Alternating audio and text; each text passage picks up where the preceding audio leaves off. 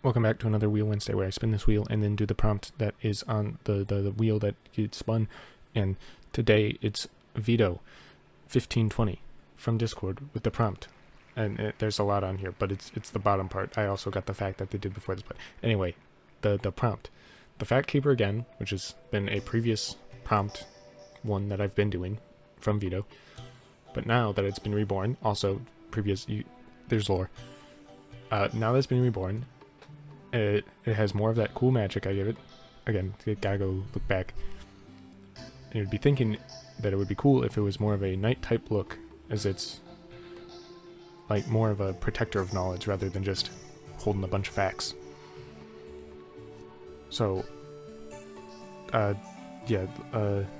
this is an homage to the first time I drew it, like just the framing of it, and how the background is, well, not is, but will eventually be more of a yellowy, foggy area, since that is how I drew him the first time. And the knight type, the knightness stuff that I add is more in the stance, and I'm like fumbling over myself right now, but I give him a sword, sort of, kind of.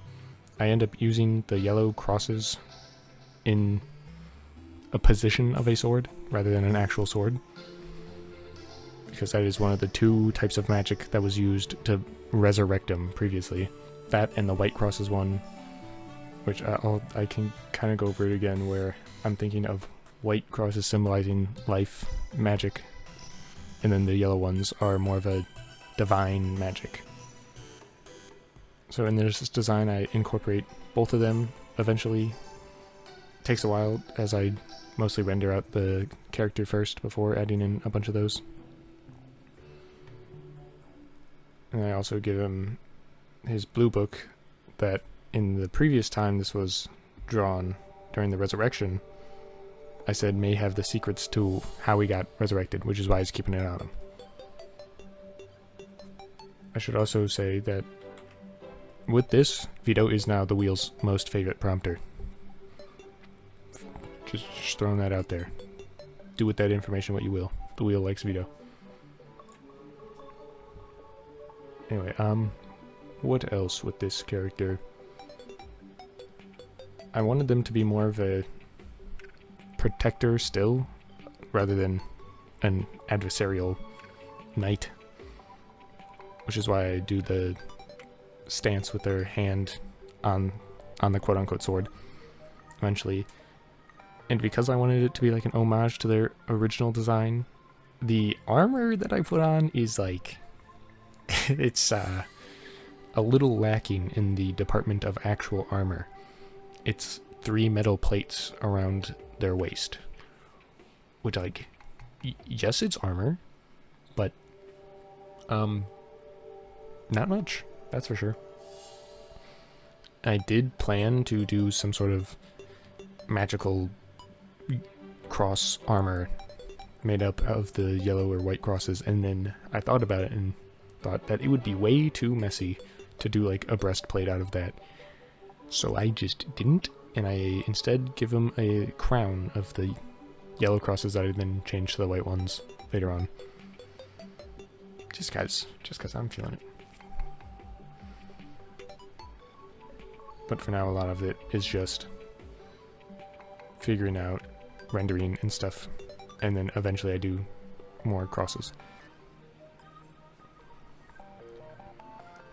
Like obviously here, first yellow cross in as just a sword stand-in, saying stored. But I end up adding more crosses to it just because it looks way too thin to be supporting his arm like that. And it wasn't supposed to be like also supporting the elbow, but it kind of ended up doing that, but also magic, so it can do what it wants. I was thinking of trying to find a way to make the face look wiser than the original, and I couldn't really think of a way to do that with the owl, but I just ended up adding a third eye, as if his third eye was opened to more facts and knowledge. And then I put yellow crosses inside of the eyes. Again, just showing the divine magic power.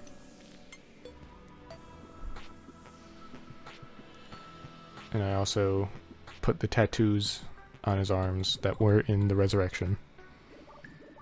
Again, as if it was showing some sort of text that has been imprinted on his arms. And they're just there now, they're just chilling.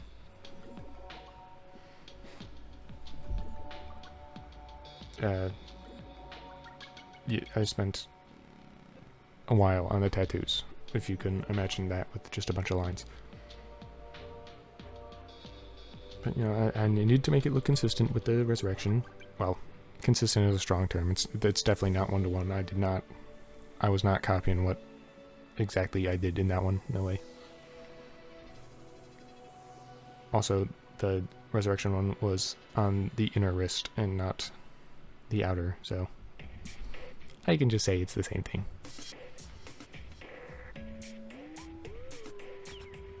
I'm just filling out this book, and now, before there were 2 books, I just have him holding the one here. Just imagine the other one is like on the back of his hip, hidden away behind his wings eventually.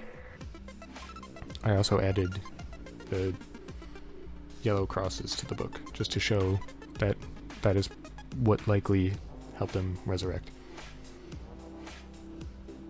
And now here I'm working on the armor plating, and I didn't want it to just be smooth, flat pieces of metal, so I tried to do the same tattoo-esque writing in the metal plating, but that didn't turn out well, mostly because the way I did it.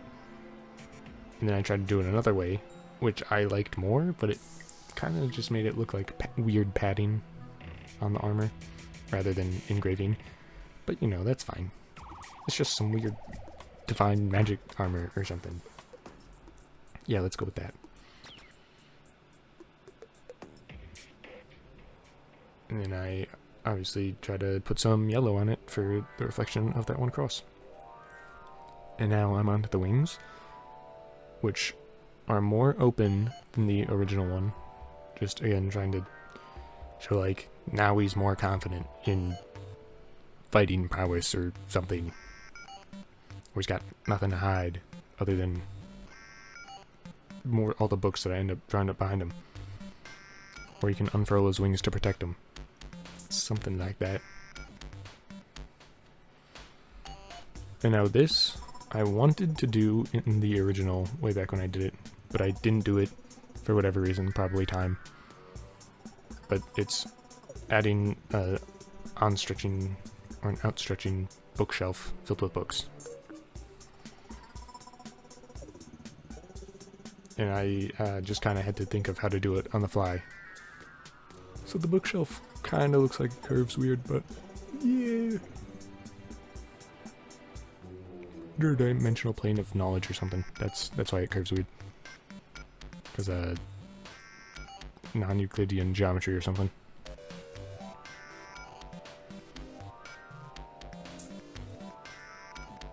And I try to fix it, at least with these close books, because they were drooping funny. And they still kind of are. Still definitely not perfect, but that's what I get for not doing any planning or guidelines.